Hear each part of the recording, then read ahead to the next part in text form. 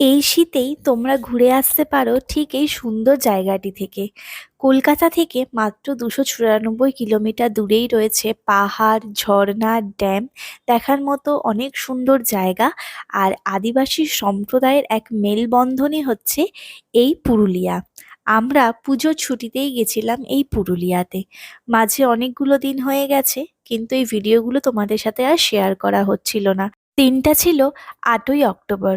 ভোর 5টার মধ্যে আমরা রওনা দিয়েছিলাম পুরুলিয়ার উদ্দেশ্যে। সাথে ছিল আমাদের দুই পুচকা, একজন তো পুতুল আর একজন হচ্ছে পুতুলেরই রিগদা। এইবারের ট্রিপটাও গেছিলাম আমরা পুতুলের বাবারই এক বন্ধুর সাথে।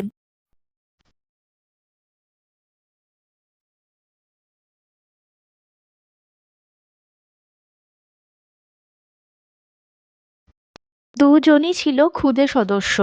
তাই আমাদের পুরুলিয়া অবধি পৌঁছাতে কত সময় লেগেছে বা রাস্তায় কিভাবে আমরা গেছি, এই ভিডিওর মাধ্যমে পুরোটাই তোমাদের সাথে তুলে ধরবো।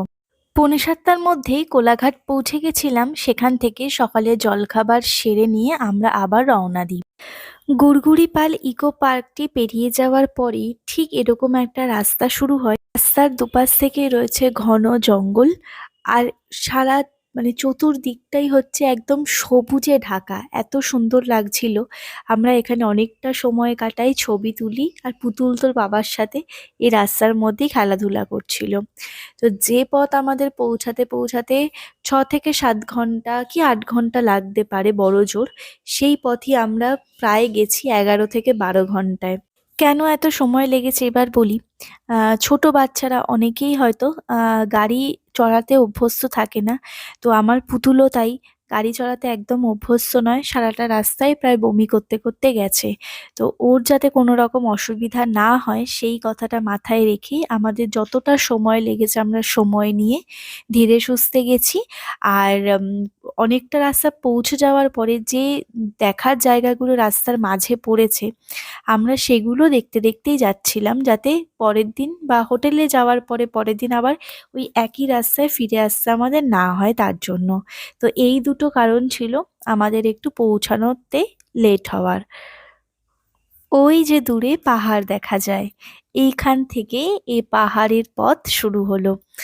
এতক্ষণে প্রায় দুপুর হয়ে গেছে, কিন্তু রাস্তার দুপাশে আমরা একটাও খাওয়ার হোটেলের কোনো সন্ধান পাইনি।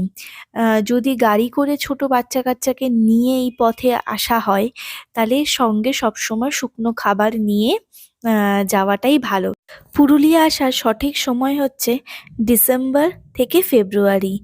আর এর পরে হলে না, এত রোদ্দুর হয়ে যায় যে এই জায়গাগুলো আর উপভোগ করাই যায় না। ঘড়ির কাঁটায় এখন বাজছে দুপুর 1:30। আমরা এসে পৌঁছালাম পারদি ড্যামে। এটি অযোধ্যা পাহাড়ের অন্যতম শৃঙ্গ, গোর্গাবুরুর কোলে অবস্থিত। এই জায়গাটাও ছিল অসম্ভব সুন্দর। এই যে পাহাড়টি দেখা যাচ্ছে, এটি হচ্ছে পাখি পাহাড়। এখানে আর আমরা বেশিক্ষণ সময় কাটাইনি।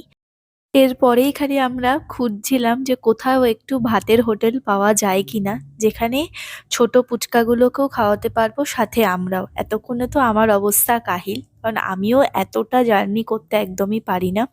শেষমেশ আমরা একটা হোটেল দেখে দাঁড়াই এবং এখানেই দুপুরের খাওয়া দাওয়াটা সেরে নিই।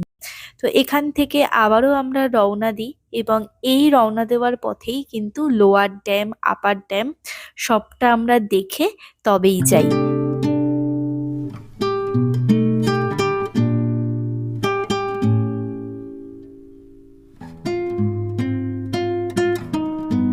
লোয়ার ড্যাম থেকে আপার ড্যামের ডিস্টেন্সটাও অনেকটা, আমাদের পৌঁছাতে পরন্ত বিকেল হয়ে গেছিল।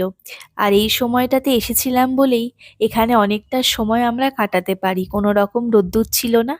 এক পাশে তো জল, তার জন্য ঠান্ডা হাওয়া, আর আরেক পাশে ছিল জঙ্গল, পুরো সবুজ ঘেরা।